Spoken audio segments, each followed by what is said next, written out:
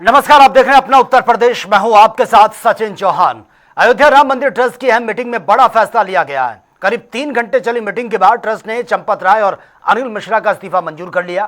Trust सदस्य कृष्ण मोहन को अंतरिम जिम्मेदारी सौंपी गई है। साथ ही यह भी कहा जा रहा है कि एसआईटी जांच रिपोर्ट आने तक कृष्ण मोहन ट्रस्ट का कामकाज संभालेंगे। वहीं इस पर श्री राम जन्मभूमि तीर्थ क्षेत्र ट्रस्ट के कोषाध्यक्ष स्वामी गोविंद देव गिरी जी महाराज ने यह बयान दिया है। उन्होंने कहा कि जांच आगे बढ़नी चाहिए। हम लोगों का यह निश्चय है कि इस तरह का अपराध जिन्होंने किया उन पर कार्रवाई होनी चाहिए।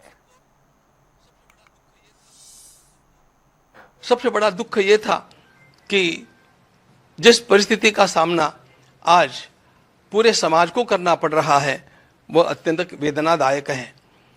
भगवान श्री राम लला का मंदिर 500 वर्षों के अत्यंत बड़े संघर्ष के पश्चात, अनगिनत बलिदानों के पश्चात बना।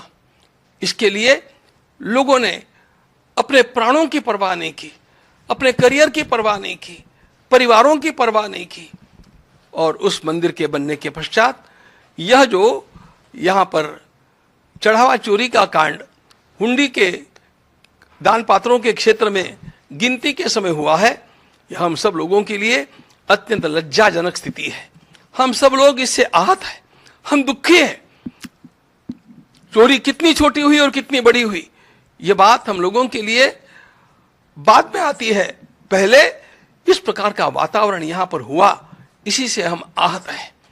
किंतु जो है वो हम सब लोगों के सामने है, उसका विचार करना हम लोगों का कर्तव्य होता है। इसलिए हम लोग नियत तिथि के भी कुछ दिन पहले आज बैठ करके गहन चिंतन में डूब गए, दुख में डूब गए। और इस स्थिति में हम लोगों की एक अनिवार्यता थी कि कुछ वातावरण जो निर्माण हुआ है उस वातावरण के चलते हम लोगों को हमारे महामंत्री महोदय ने और हमारे एक न्यासी महामंत्री श्रीमान चंपत राय जी और न्यासी अनिल जी मिश्रा, इन दोनों ने त्यागपत्र प्रदान किया है। और जी और यह महामंत्री के नाते काम करने वाले हमारे चंपत राय जी को बड़ी वेदना हुई और उनको लगा कि जब तक सारा न्याय ठीक से हो नहीं जाता, अपराधी पकड़े नहीं जाते और उनको उचित दंड नहीं मिलता, तब तक हम लोगों को वहां पर बने रहना ठीक नहीं लगता है। ये सोच करके उन्होंने स्वयं ये त्यागपत्र दिया। जिसको मान्य करना न मान्य करना ये हमारे हाथ की बात नहीं थी।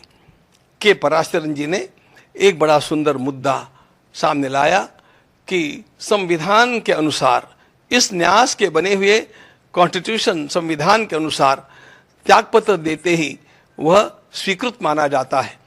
और इसलिए हम लोगों के पास अन्य कोई चारा ही नहीं था।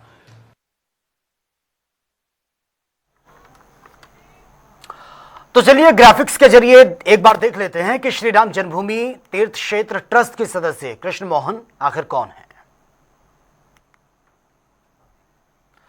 तो कृष्ण मोहन श्री राम मंदिर ट्रस्ट के अंतरिम सचिव उनको बनाया गया है। श्री राम जन्मभूमि तीर्थ क्षेत्र ट्रस्ट के सदस्य वो हैं। अब बड़ी जिम्मेदारी उनको ये दी गई है। कामेश्वर चौपाल के निधन के बाद 9 सितंबर 2025 ट्रस्ट के सदस्य और हरदोई जिले के शाहबाद क्षेत्र के रहने वाले हैं।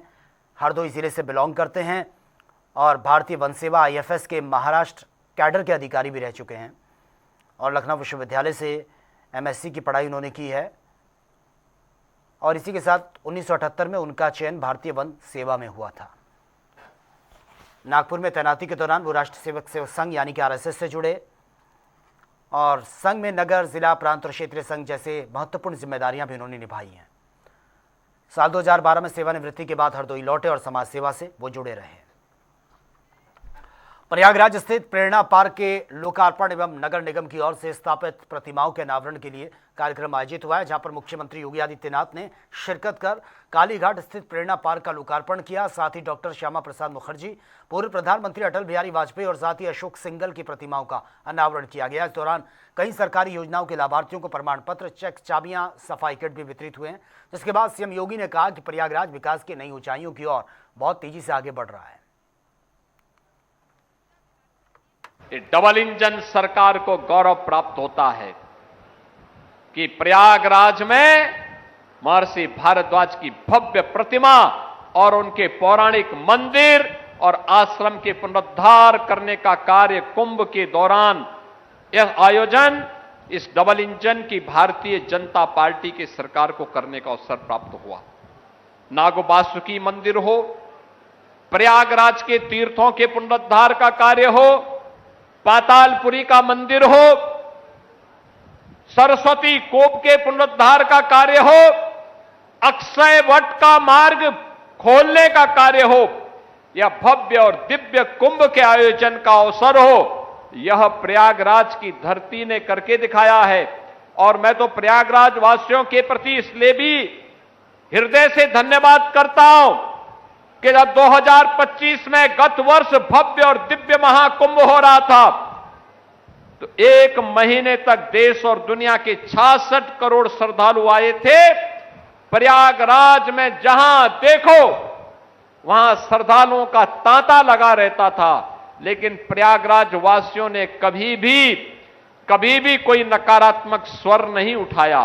वे अभिभूत थे कि आयोजन हमारा है, दुनिया हमारे प्रयागराज में आ रही है और प्रयागराज के महत्व को, प्रयागराज के इष्ट को प्रणाम करते हुए त्रिवेणी के इस पावन संगम में डुबकी लगा करके, आस्था की डुबकी लगा करके अभिभूत हो रहा है। यह प्रयागराज में ही संभव हो सकता है और प्रयागराज ने अद्भुत कार्य करके दिखाया है। आज के इस अवसर पर मैं हृदय से प्रयागराज वासियों को इसके लिए हृदय से धन्यवाद देता हूं। आज हमारा प्रयाग मजबूती के साथ आगे बढ़ रहा है। अब तो यहां पे डॉक्टर राजेंद्र प्रसाद जी के नाम पे नेशनल लॉ यूनिवर्सिटी का भी निर्माण हो रहा है। उसमें क्लासेस प्रारंभ हो चुकी हैं, भवन का निर्माण लगभग पूरा हो चुका है। विकास के लिए हम लोगों ने नए नए कार्यक्रम प्रारंभ किए हैं। गंगा जी में नया ब्रिज बनने जा रहा है, 1000 करोड़ का कोई ब्रिज। उत्तर प्रदेश में पहली बार इतना पैसा हम लोगों ने एक ब्रिज के लिए दिया है और 4 लेन की बेहतरीन कनेक्टिविटी को आगे बढ़ा रहे हैं। आज इसके बाद फिर हम लोग थोड़ी देर में यहां के विकास के लिए कुछ और योजनाओं के बारे में चर्चा करने जा रहे हैं। आपने अच्छे जनप्रतिनिधि चुने हैं तो अच्छे परिणाम हम सबके सामने आएंगे ही आएंगे। और लखनऊ में सीएम योगी ने वृद्ध पौधारोपण अभियान को लेकर नगर निकाय पार्षदों, जिला पंचायत, क्षेत्र पंचायत सदस्यों और निवर्तमान ग्राम प्रधानों के साथ समीक्षा मीटिंग की, जिसके बाद सीएम ने बयान दिया। कहा कि 12 जुलाई को पूरे उत्तर प्रदेश में मेगा वृक्षारोपण अभियान चलाया जाएगा। साथ ही उन्होंने जनप्रतिनिधियों से अधिकतम जन भागीदारी सुनिश्चित करने का आह्वान करते हुए अभियान को पर्यावरण संरक्षण का जन आंदोलन बनाने पर भी जोर दिया है। 12 जुलाई को इसके लिए हम लोगों ने तिथि तय की है। हर एक घंटे में कहां कहां पर कोई बड़ा अच्छा इवेंट हो रहा है, ये भी हम लोग लाइव दिखाएंगे। कितना वृक्षारोपण के लक्ष्य को हमने प्राप्त किया है, इसको भी हम वहां पर बताते हुए जाएंगे। आपको हर टीवी स्क्रीन पर और सोशल मीडिया प्लेटफॉर्म पर ये सारी चीजें आपके सामने प्रस्तुत होंगी। और इसलिए मेरी आप सबसे अपील है कि अभियान हमारे वर्तमान और भविष्य को बचाए रखने के लिए और प्रकृति के प्रति, धरती माता के प्रति हमारे द्वारा कृतज्ञता ज्ञापित करने का एक अवसर भी हमारे पास होगा। संयोग से प्रदेश में कमोवेश ज्यादातर स्थानों पर वृक्ष लगाने लायक बारिश हो चुकी है। आने वाले समय में कुछ और बारिश होगी, लेकिन इन कार्यक्रमों के साथ हमें अपने आप को जोड़ना है। और इसीलिए आज मैंने आप सभी माननीय सांसदों से, माननीय विधायकों से, माननीय महापौर और जिला पंचायत अध्यक्षों से, चेयरमैन और ब्लॉक प्रमुखों से, पार्षद, प्रधान और क्षेत्र पंचायत समिति के सभी सदस्यों से इसीलिए वर्चुअल में अपील करने के लिए जुड़ा हूं।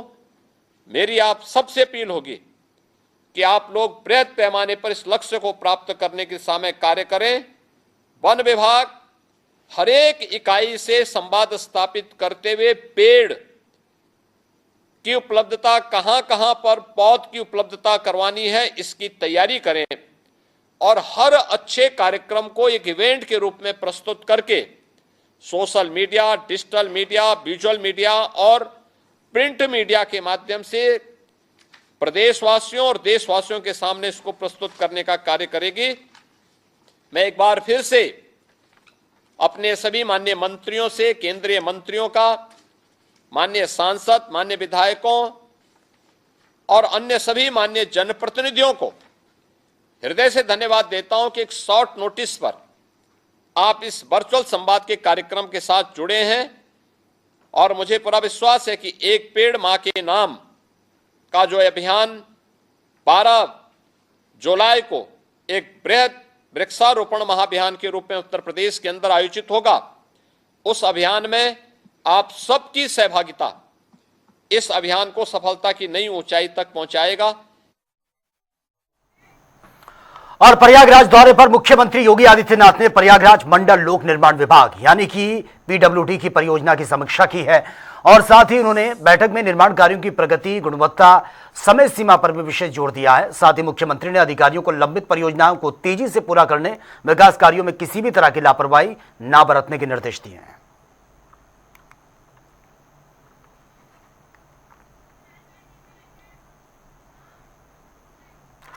आगरा में समाजवादी पार्टी सांसद रामजी लाल सुमन ने राम मंदिर चढ़ावा विवाद को लेकर ट्रस्ट पर गंभीर सवाल उठाए। उन्होंने आरोप लगा दिया कि ट्रस्ट के पदाधिकारी अपनी जिम्मेदारी से बच नहीं सकते।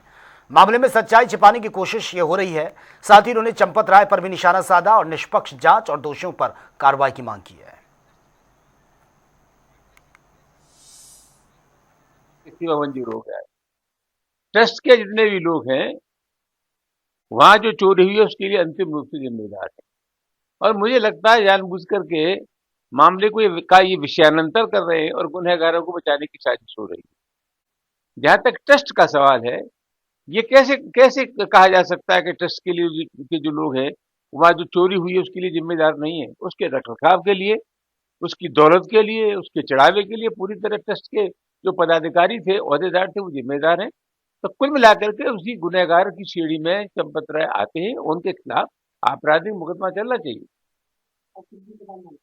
कुल मिलाकर के मैं जानना चाहता हूं कि जब ये मंदिर का भूमि पूजन हुआ तो उसका शुरुआत की प्रधानमंत्री मोदी जी ने, प्राण प्रतिष्ठा की तो प्रधानमंत्री मोदी जी ने, ट्रस्ट बनाया मोदी जी ने, ध्वजा फहराई मोदी जी ने। तो कुल मिलाकर के जब सब काम मोदी जी ने किए तो क्या आज जो कुछ हुआ उसके लिए मोदी जिम्मेदार नहीं है? अंतिम रूप से प्रधानमंत्री जिम्मेदार है। मैं कहना चाहूंगा वहां जो चढ़ावे में चोरी हुई है और वहां जो दौलत की चोरी हुई है उसके लिए पूरी तरह से प्रधानमंत्री जिम्मेदार है। नैतिकता का तकाजा है कि प्रधानमंत्री अपने पद से इस्तीफा दें। सहारनपुर में अपराधियों के खिलाफ अभियान के तहत ही गागलहेड़ी में पुलिस ने हिस्ट्री शीटर आकाश और अज्जू पर बड़ी कार्रवाई की है और जिला बदर उसको कर दिया। आपको बता दें कि गुंडा अधिनियम के तहत जिला आदेश के बाद पुलिस ने गांव में मुनादी कराकर आरोपी को सहारनपुर की सीमा से बाहर हरिद्वार के भगवानपुर क्षेत्र तक छोड़ा है। वहीं पुलिस ने चेतावनी दी कि आदेश का उल्लंघन कर जिले में प्रवेश करने पर तत्काल गिरफ्तारी और कड़ी कानूनी कार्रवाई की जाएगी। इस बारे में आपको अवगत कराना है कि आकाश पुत्र अजय सन ऑफ अज्जू जो कि थाना गागेड़ी क्षेत्र का रहने वाला है, इसके विरुद्ध जो है 4 मुकदमे काबिज थे। इसके ऊपर गुंडा की कार्रवाई की गई और नियम अनुसार जो है इसे श्रीमान जिलाधिकारी महोदय के द्वारा जो है जिला बदर घोषित किया गया है। इसमें 6 महीने इसको जिला से बाहर रहने के आदेश है।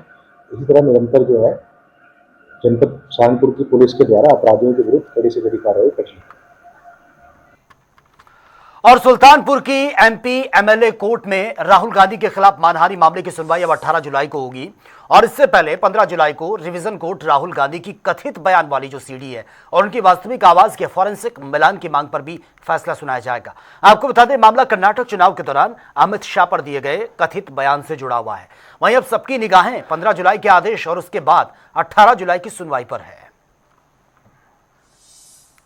जी, राहुल गांधी जी के मामले में आज माननीय मजिस्ट्रेट साहब के यहाँ तारीख की नियत थी, क्योंकि मजिस्ट्रेट साहब के यहाँ से पत्रावली ऑनरेबल डिविजनल कोर्ट एलिजेड 5 साहब के यहाँ तलब हुई है और ऑनरेबल डिविजनल कोर्ट में बात हो चुकी है। 15 तारीख को वहाँ जजमेंट आना है, इसलिए 15 तारीख के बाद 18 जुलाई की तिथि माननीय मजिस्ट्रेट साहब ने नियत किया है।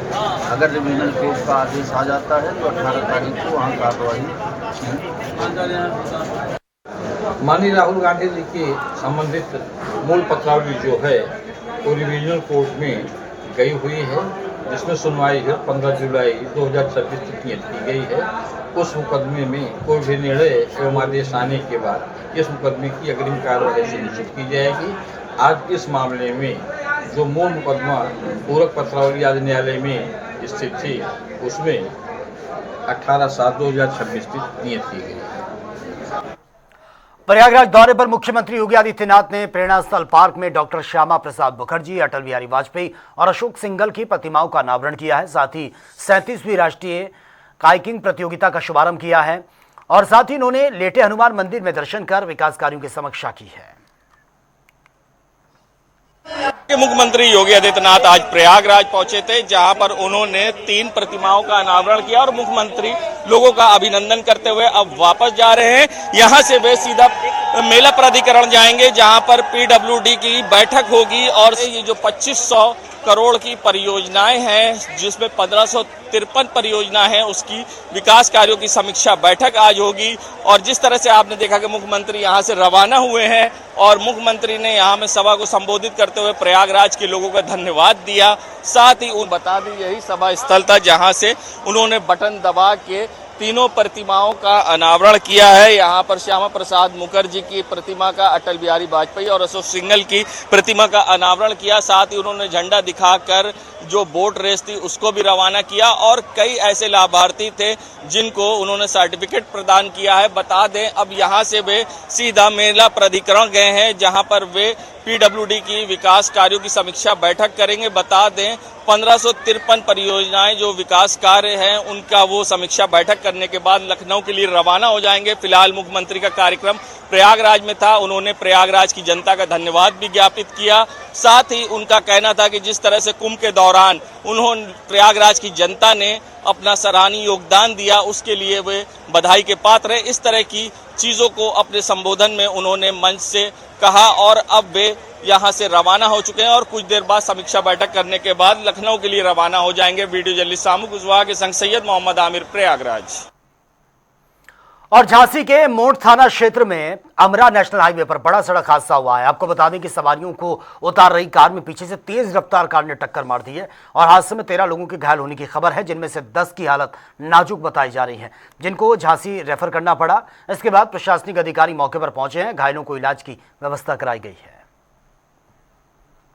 आज दिनांक 6/7/2026 को तहसील मोड़ क्षेत्र अंतर्गत अमरा के पास एक आपे जो कि सवारियों को नीचे उतार रहा था और पीछे से एक कार ने टक्कर मार दी, जिससे लगभग 1 दर्जन लोग घायल हो गए और उनको तत्काल जो है तत्काल CSC मोट लाया गया और जहां पर 4 लोग को छोड़कर बाकी लोगों को छोटी मोटी चोटें आई हैं। 4 लोग को थोड़ा ज्यादा चोटें हैं, तो उनको हम लोगों ने जो है यहाँ पर प्राथमिक उपचार करने के पश्चात बेहतर इलाज के लिए हम लोगों ने मेडिकल झांसी भेज दिया गया है।